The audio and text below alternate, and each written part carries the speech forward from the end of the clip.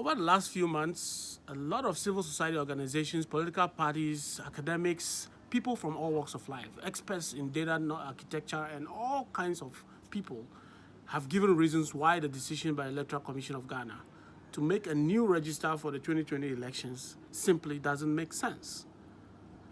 In fact, let me remind you of a popular quote from one of the people I admire in the IT industry, Werner Vogels. Werner Vogels is the Chief Technical Officer of Amazon Web Services. He says that everything fails all the time. Yes, everything fails all the time. So the idea that you can actually make a new voter register that will comprise of about 17 to 20 million people to vote in 5 months in itself is so huge a risk to take in a country like Ghana, where the peace of the country is very paramount. In addition to the technical risk I just talked about, just imagine if the government of Ghana were to decide to invest the almost $200 million the Electoral Commission is trying to use for this exercise in the National Identification Authority. With that amount of money, the NIA can be resourced to generate ID cards for every Ghanaian. And then on top of that, all we need to do is go to Parliament, amend the laws, and from that point onwards, all we need to vote will be the NIA cards. And every new birth, every new Ghanaian through naturalization or by birth will simply need to be given a new NIA card.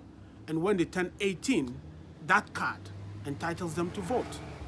We will be saving Ghana $200 million immediately, and every 4 to 8 years, an additional $200 million or more every 4 to 8 years. That money can solve a lot of the problems that we have as Ghanaians.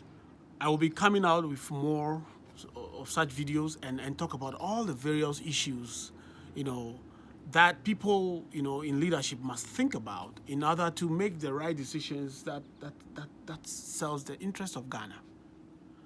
In summary, I am very sure that this whole recalcitrance by the EC and the government of Ghana supporting them, of course, is procurement motivated.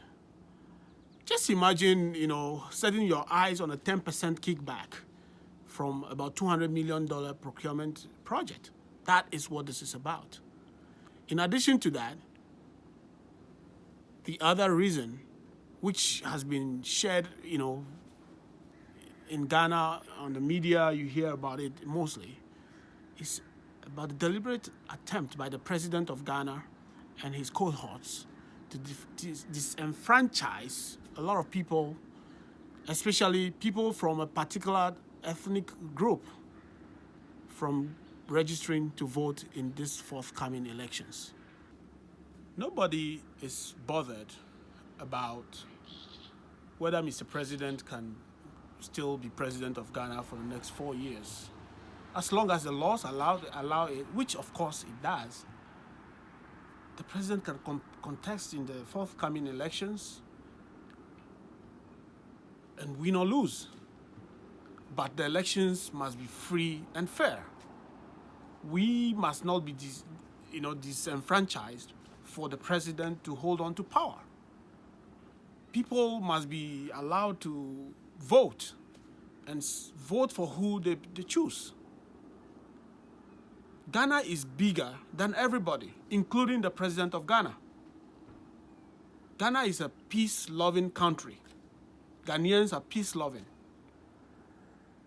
Mr. President, please don't change Ghana from the peaceful country it is to something else.